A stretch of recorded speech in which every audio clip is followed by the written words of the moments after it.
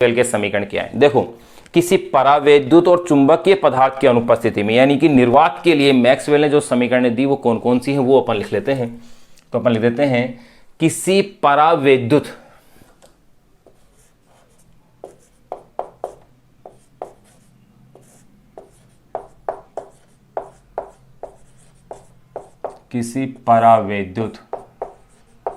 तथा चुंबकीय पदार्थ की अनुपस्थिति, यानी कि एप्सिलॉन आर नहीं, तथा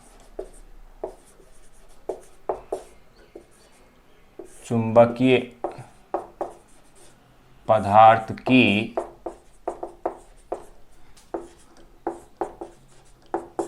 अनुपस्थिति में,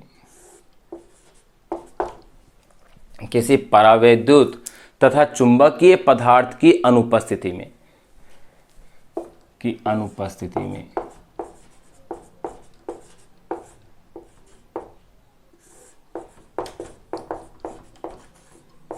मैक्सवेल की समीकरणें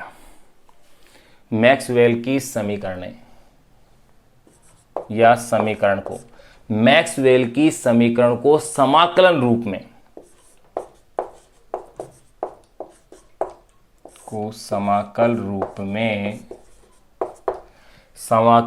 में निम्न प्रकार लिखा जा सकता है।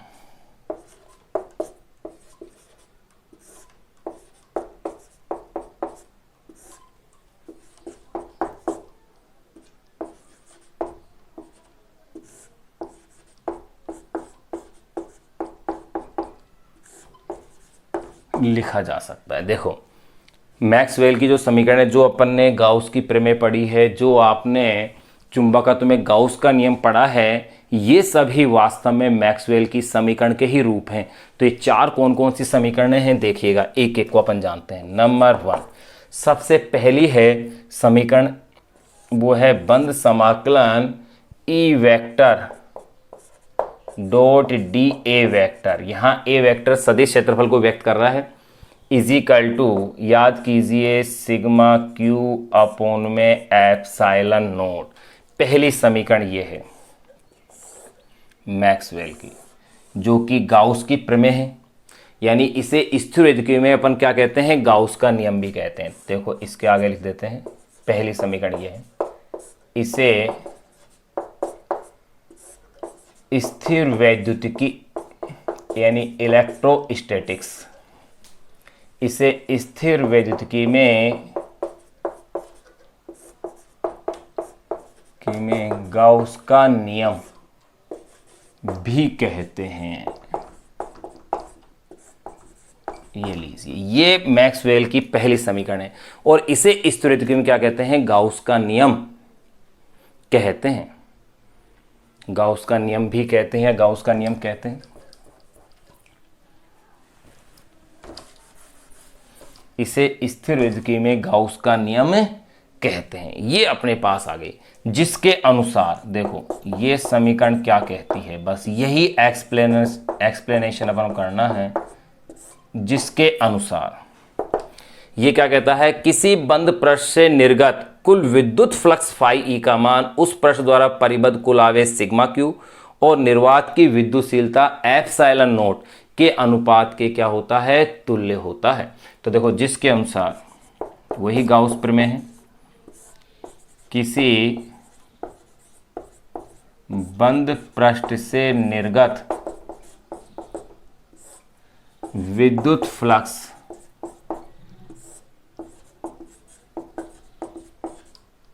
देखो, ये विद्युत से तीव्रता ई और क्षेत्रफल, ये विद्युत फ्लक्स बन गया। जिसके अनुसार किसी बंद पृष्ठ से निर्गत विद्युत फ्लक्स का मान उस पृष्ठ द्वारा परिबद्ध कुल आवेश वे निर्वात की विद्युतशीलता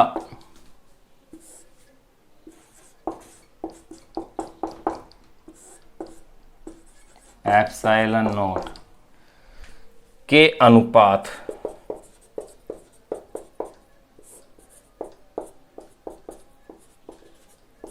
के अनुपात के तुल्य होता है। ये लीजिए, ये पहली समीकरण थी।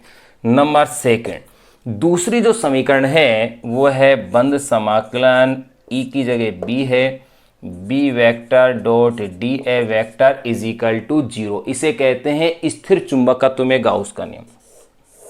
ये मैक्सवेल की दूसरी समीकरण है। इसे स्थिर चुंबकत्व में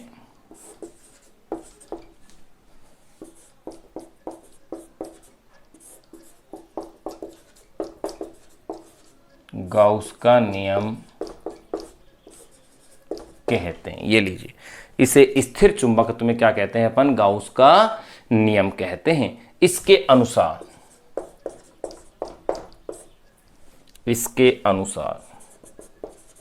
क्या कथन है? ये सारे नियम अपन पहले पढ़ चुके हैं भाई। देखो इसके अनुसार क्या आ रहा है। इसके अनुसार यह है, किसी बंद पृष्ठ से गुजरने वाला, किसी बंद पृष्ठ से गुजरने वाला